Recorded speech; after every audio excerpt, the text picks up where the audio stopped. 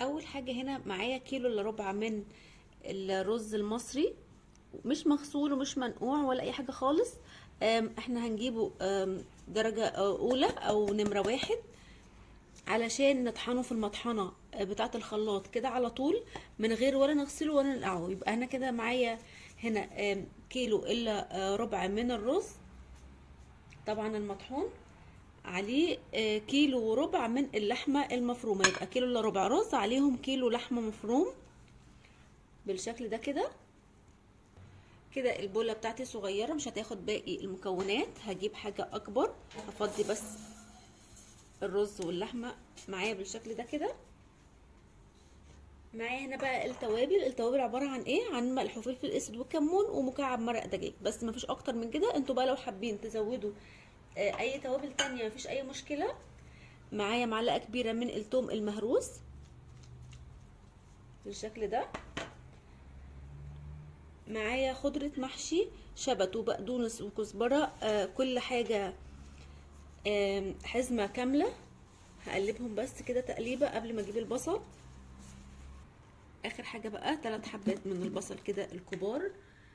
دلوقتي بقى هاخد شويه بشويه من الخليط بتاعي ده كده. الخليط في شويه من البصل، شويه بصل كده حلوين، شويه بشويه هفرمهم ناعم كويس. طبعا مش هكتر على الكبه بالشكل ده كده. هفرم شويه بشويه زي ما احنا شايفين. وكده بقى فرمنا كل كميه اللحمه اللي معانا. دلوقتي نصبعها. العجينة حلوة جدا، يعني مسمغة من غير ما احطها حتى في التلاجة ولا اي حاجة خالص، شايفين؟ ومن غير ما يعوز ايدي زيت ولا مية ولا اي حاجة. هعمل الحجم اللي انا حباه، انا بحبها صغيرة نوعا ما.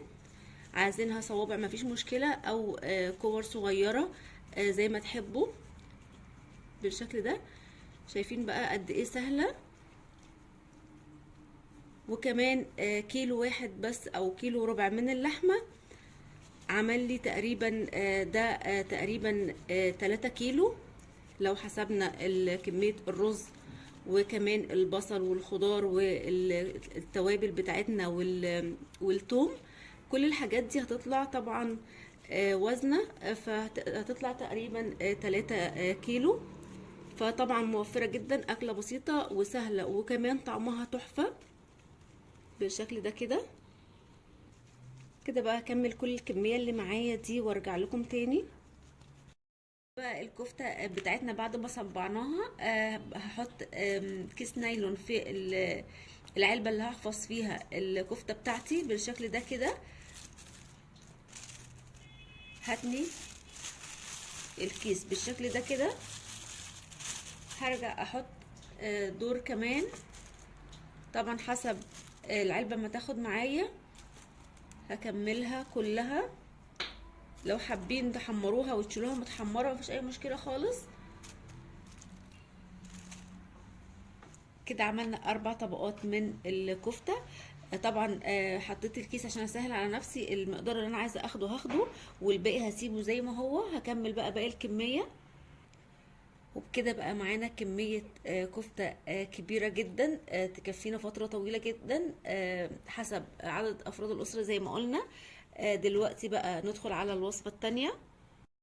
دلوقتي علشان نعمل كفتة داود باشا هنعمل ايه؟ هنحتاج لنص كيلو من اللحم المفروم بالشكل ده كده. هحتاج ربع كوباية من البقسماط الناعم، ربع كوباية من البقدونس. هنا بصلاية كبيرة انا مشوحاها وعليها فص توم. اللي حابب يحطها من غير ما تتشوح مفيش مشكلة، بس انا بحب اشوح البصل وبالذات لو هخزنه. دلوقتي بقى البهارات معايا عبارة عن ايه؟ عن فلفل اسود وملح وكمون وقرفة ومرقة دجاج. والمرقة اختياري، دايما اقول كده، اللي حابب يحطها يحطها، مش حابب مفيش مشكلة.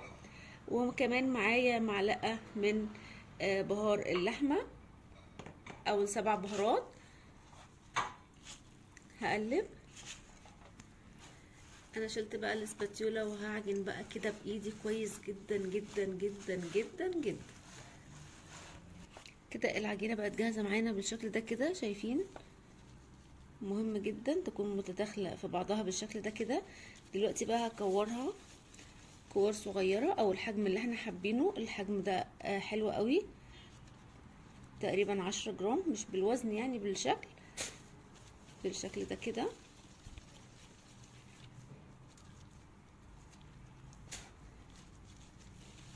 بيتهيألي مفيش اسهل من كده.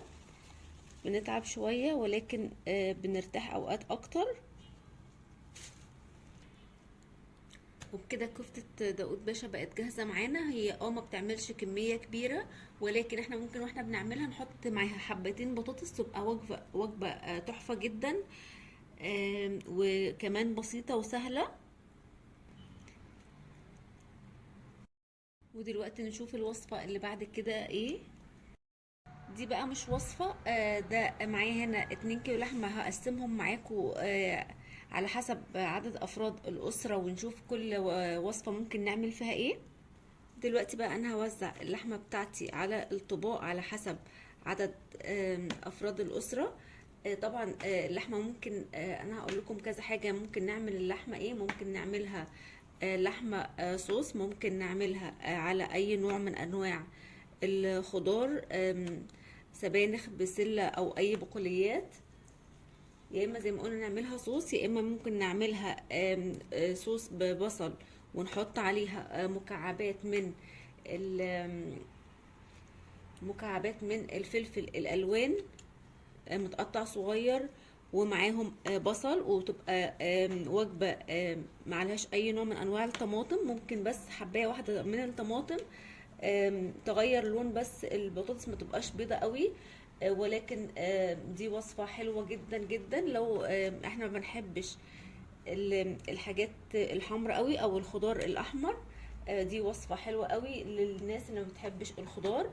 وكده زي ما قلنا احنا قسمنا 2 كيلو لحمة معانا على حسب عدد افراد الاسرة بالشكل اللي احنا شايفينه ده كده. وقلت شوية من الافكار اللي ممكن نعمل بيها اللحمة الصحيحة. ممكن نعمل بيها فخارة او طاجن في الفرن، يعني زي ما احنا حابين.